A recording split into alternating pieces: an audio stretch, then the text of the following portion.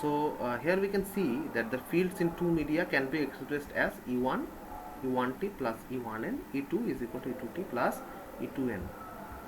How that we can get? We can get by the vectorial addition. The vectorial addition means E1n and E1t. E1t plus E1n is equal to E1. E2n plus E2t is equal to E2. So that is a vectorial addition. So here we can see these two things.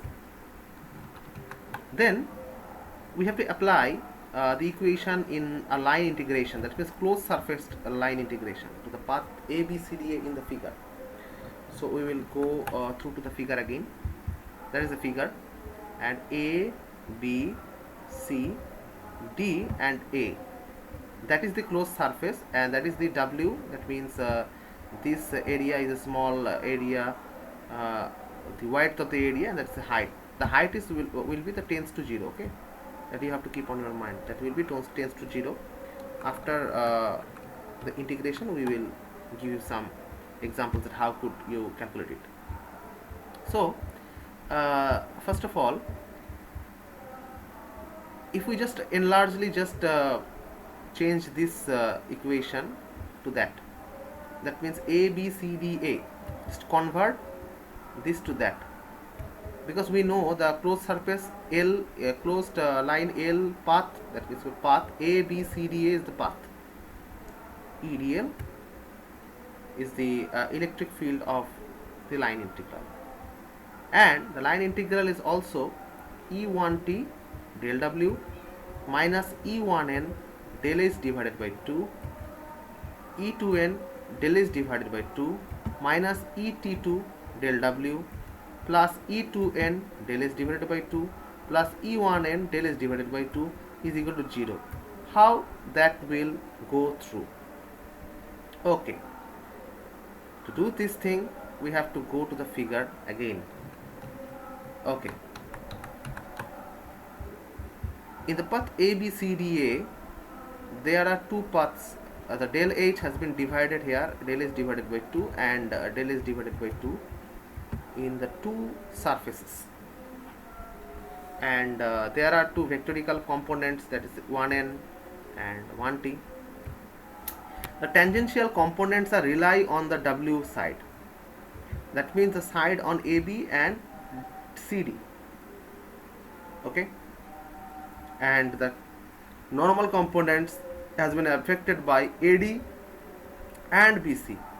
That means del S by 2, del S by 2, these two paths create the BC path. The AC path, they are opposite to each other, so the minus came here. And how that can you calculate? Just go through to this equation. Okay, 1t del W minus E2t del W. Okay, that is 1t,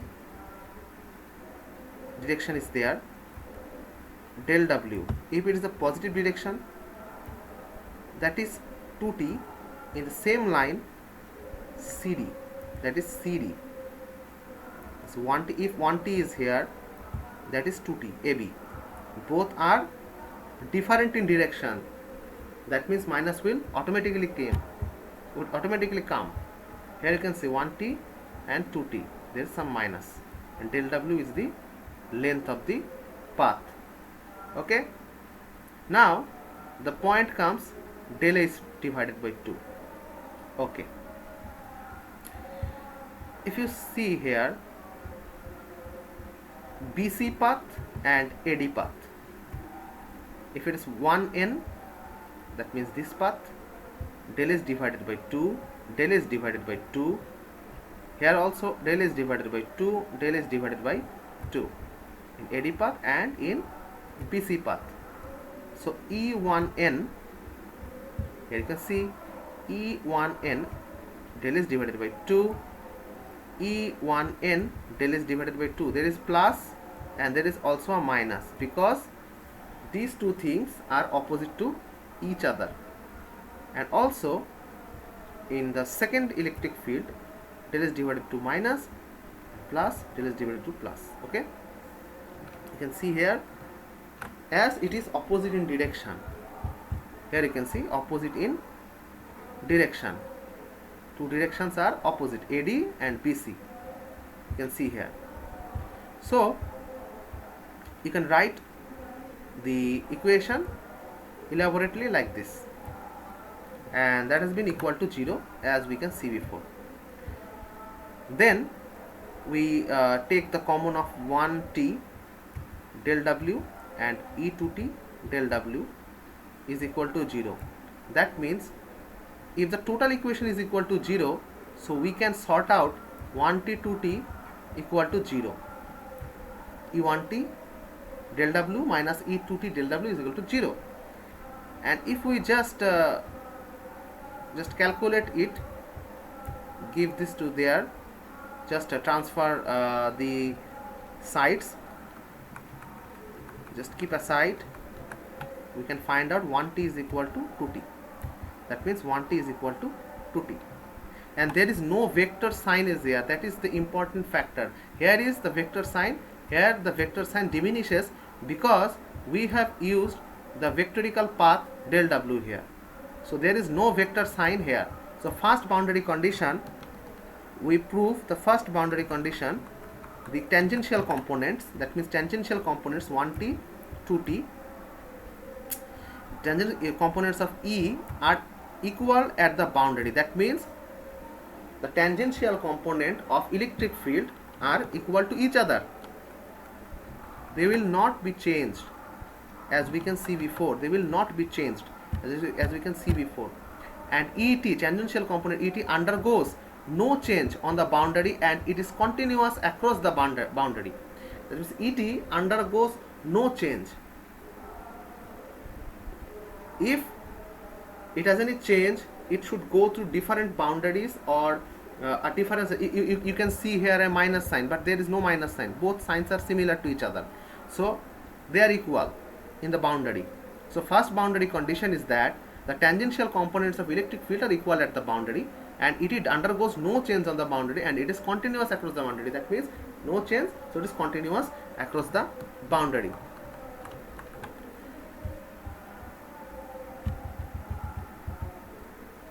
Now the dielectric boundary condition of E1t and E2t is equal to the same. So we can write the dielectric conditions. That means d1t divided by epsilon. How we can get this? We know that D is equal to, that means dielectricity of a material is equal to epsilon electric field E. D is equal to epsilon E. So we can find out E is equal to d by epsilon. So that is epsilon 1, that the first medium. In the second medium there is different epsilon, that is epsilon 2. So we can write it out. After that d1t epsilon 1, d2t epsilon 2, and then we can write epsilon 2 d1t is equal to epsilon 1 d2t. Okay, so that is the boundary, first boundary condition. The tangential component of D undergoes some change across the boundary. That means the dielectricity has some change. So D is said to be discontinuous across the boundary. D is said to be discontinuous across the boundary. That means the electric field is continuous but dielectricity is discontinuous because d1t and epsilon 1 has the reciprocal relationship to each other. That is not the relationship of semiprocal, that is reciprocal. The boundary conditions for the normal components are obtained by applying Gauss's law on a small pillbox shaped volume as in the figure. That means the box figure. Okay.